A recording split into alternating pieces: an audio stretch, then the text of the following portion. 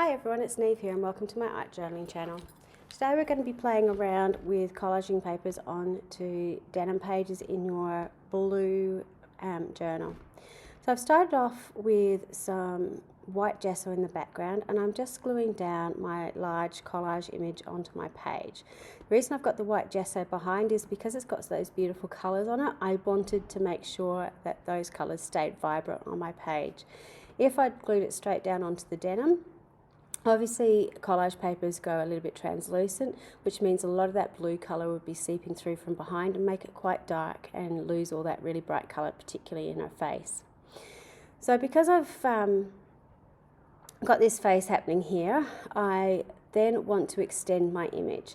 So I'm starting off with the shoulder, which is more skin tony. I'm using some blushing and a little bit of cocoa to sort of paint in my shoulder piece. Then I'm going in and painting in the rest of her body and the neck, again using colours from the background to help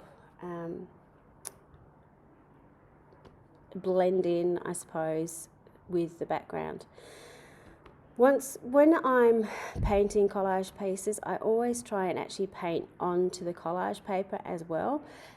That's one way that I find I sort of get everything blended together, and I can sort of match the colours up a little bit more easily.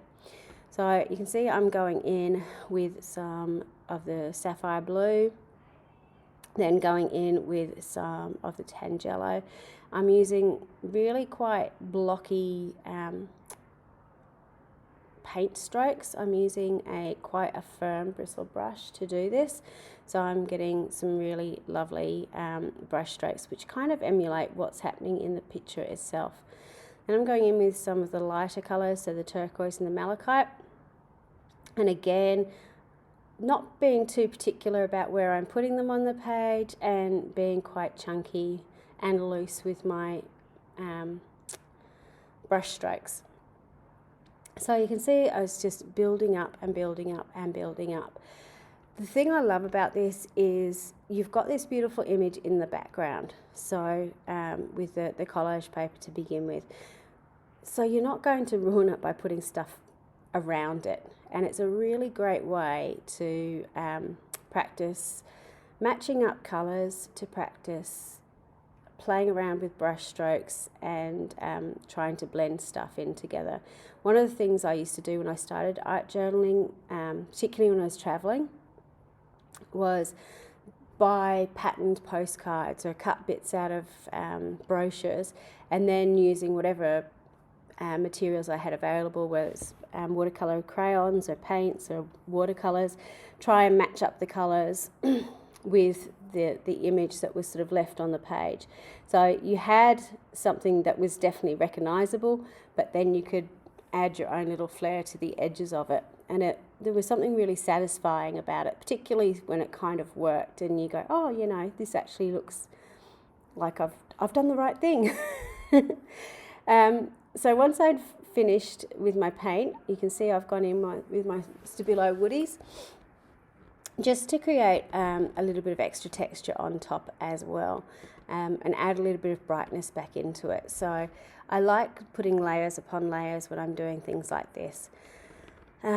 Obviously you're going to get one sort of texture from paint, you're going to get another one from pencil, particularly over the top of the denim where you've got that really sort of textured surface that you're working on. To finish off this piece, I'm going in with a quote, stare into the future. I'm using foam stamps obviously and a white pigment ink pad. Foam stamps are fantastic because they just soak up so much ink, so you can get a really good impression on the page. The pigment ink obviously stays white for a little it stays wet for a little while, so you can just dry it off. But because it's onto the fabric as well, it sort of soaks into the fabric fibres, so it's not going to transfer onto the other page. Then down the bottom, I'm using my Posca paint pen to create the rest of the quote, because it's got a few more letters, so I wanted a slightly thinner pen to work with.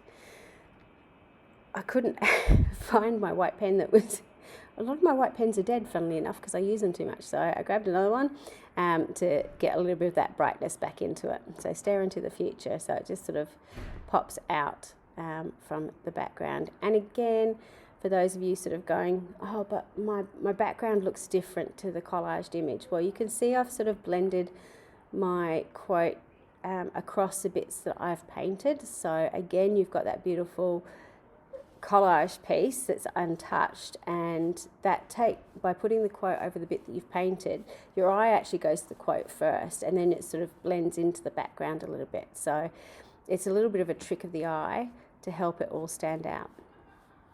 To really make the face stand out, by putting an extra bit of white into the eyes and onto the highlights, helps it really, that's what your eye first gravitates to when you look at it on the page.